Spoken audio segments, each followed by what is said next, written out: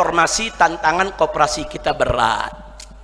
Saya pelajari kenapa koperasi ini banyak gulung tikar. Maaf Pak Menteri, selama ini dari mulai reformasi sampai hari ini banyak koperasi gulung tikar. Yang pertama, karena di dalam koperasi diberlakukan simpan pinjam dengan riba, ada bunganya. Makanya saya bangga di sini ada masyarakat ekonomi syariat, ada Pak Menteri yang dari syarikat Islam. Mudah-mudahan ekonomi daripada koperasi kita ke depan bisa dibebaskan dari riba, bisa dibebaskan dari hal-hal yang tidak syariat. Makanya tadi sudah disampaikan oleh Bapak Menteri kita udah punya bank syariat begitu banyak. Nah, mudah-mudahan koperasi-koperasi kita ke depan semua bisa bekerja dengan bank-bank syariat, jangan bekerja sama dengan bank konvensional. Karena kalau sudah bank konvensional tidak akan berkah. Allah yang nyatakan dalam Al-Quran, siapa yang masih terus memainkan riba, fa'dhan biharbin minallah wa rasulih.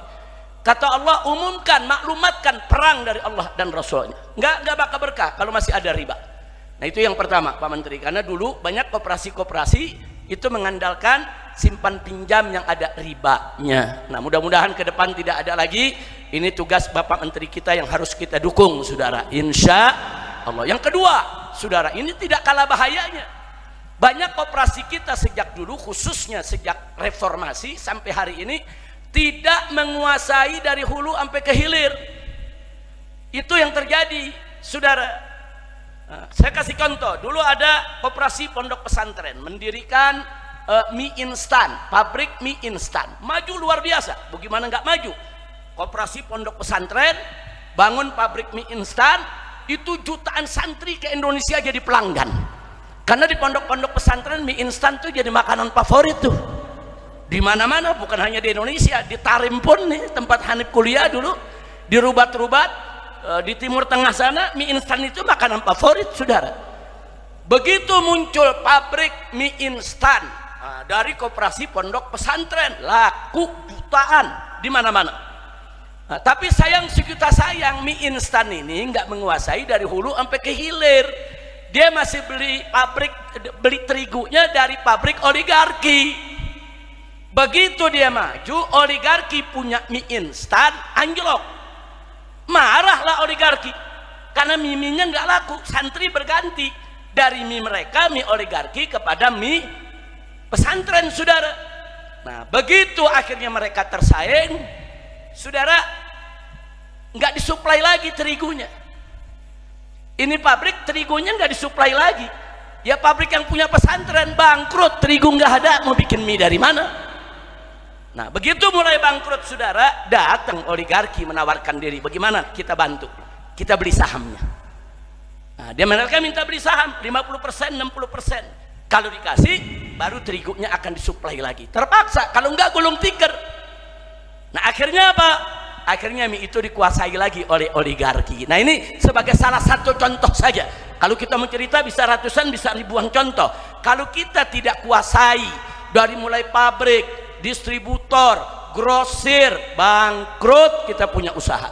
Maka itu di sini ada Pak Menteri, kami dukung Bapak. Kita minta, ini kan kebijakan pemerintah, perlu ada satu regulasi yang betul-betul melindungi koperasi yang akan dilaksanakan oleh pemerintah. Regulasi itu harus memprotek supaya koperasi yang diuntukkan rakyat ini mampu menguasai dari hulu sampai ke hilir. Bagaimana kita dagang gula bersaing? Di sini koperasi, di depan toko oligarki. Di sini kita dagang gula sekian, di depan lebih murah dari kita, karena ngambil grosirnya lebih murah. Sementara kita nggak berani dagang dengan harga yang sama. Itu gara-gara apa? Gara-gara grosirnya dari mereka, distributornya dari mereka. Akhirnya kita bangkrut melulu, nggak bisa bersaing, saudara. Nah, mudah-mudahan dengan adanya kebijakan baru ini, sekarang ada Bapak Menteri Koperasi kita yang punya semangat luar biasa, apalagi beliau dari gerakan Islam. Nah, mudah-mudahan hal ini juga bisa diatasi. Sama-sama kita bantu semua, saudara, insya Allah. Nah, yang terakhir yang kita ingin ingatkan juga kepada semua yang ada di sini, begitu juga Bapak Menteri, programnya sudah bagus, Pak, Masya Allah, luar biasa. Tapi maaf, di tingkat bawah ini, Pak, ada para operator yang ada di bawah melakukan hal-hal yang membuat masyarakat tidak simpatik. Ini berbahaya sekali. Contoh, nah, ada yang di bawah mengambil tanah orang, tahu-tahu bikin koperasi, saudara, saya nggak perlu sebutkan instansinya, saudara. Ini terjadi, atau ada dibangun koperasinya di pinggir hutan, atau di tengah sawah, atau di mana yang nggak ada masyarakat. Akhirnya apa? Akhirnya sekarang banyak ustadz dan ustadzah mengolok-olok koperasi. Nah, padahal kita yang nggak mau kan, viral saudara, sekarang ada ustadz, ada ustadzah mengolok-olok koperasi desa, saudara. Kenapa? Karena ada perilaku-perilaku yang membuat masyarakat tidak simpatik. Tentu ini bukan kebijakan Bapak Menteri, bukan, karena kan dibawakan ada pelaksana itu, Pak. Nah, ini perlu dikoordinasikan supaya yang di bawah itu jangan sembarangan ngambil tanah orang. Kalaupun mau ngambil, bicara dengan masyarakat. Nah, bicara dengan masyarakat, kemudian sama-sama dengan masyarakat musyawarah, disepakati harga yang bagus. Saya yakin masyarakat, saudara, bukan hanya menjual, insya Allah masyarakat menginfakkan tanahnya bersedia. Nah, asal semua dilakukan secara kekeluargaan, insya Allah. Nah, ini sengaja kita laporkan. Nah, ini kan salah satu sebab kita kemarin berkomunikasi Pak Saganda. Jadi di depan hutan sana, Pak, Markas Syariat ini punya lahan, bekerja sama dengan PTPN, bekerja sama juga dengan beberapa instansi yang ada. Kita di situ mau bangun rumah sehat, kita juga di situ mau bangun koperasi pesantren, kita juga di situ mau bangun UMKM yang dipadukan dengan koperasi. Nah, tiba-tiba kita diberitahu oleh pihak pemangku jabatan di daerah, tanah tersebut mau dipakai untuk koperasi desa. Nah, tentu ini bukan perintah Pak Menteri, saya tahu ini yang laksanakan di bawah. Ini kan ada oknum-oknum aparat yang sembarangan mau ngambil tanah. Nah, maka itu kita langsung lapor, Pak Menteri nggak bisa begini nih, ini tanah pesantren. Nah, jadi kalau mau kerjasama, ahlan wa sahlan. Tapi kalau memang nggak bisa kerjasama, ya minimal tempat tersebut kita akan bangun koperasi pesantren. Nah, mudah-mudahan kementerian bisa membantu dalam bentuk lain, bantuan-bantuan yang sifatnya profesional, seperti perizinan, kemudahan-kemudahan surat menyuratnya, atau kemudahan untuk bisa mendapatkan yaitu produk-produk dari hulu sampai ke hilir, sehingga ke depan koperasi kita bisa hidup. Itu yang kita mau sampaikan. Alhamdulillah, setelah kita sampaikan ke Pak Menteri lewat Saganda, lewat Pak Jumhur juga kemarin yang lainnya, beliau merespon dengan sangat baik. Bahkan responnya bukan sangat baik, sampai datang lagi kemari.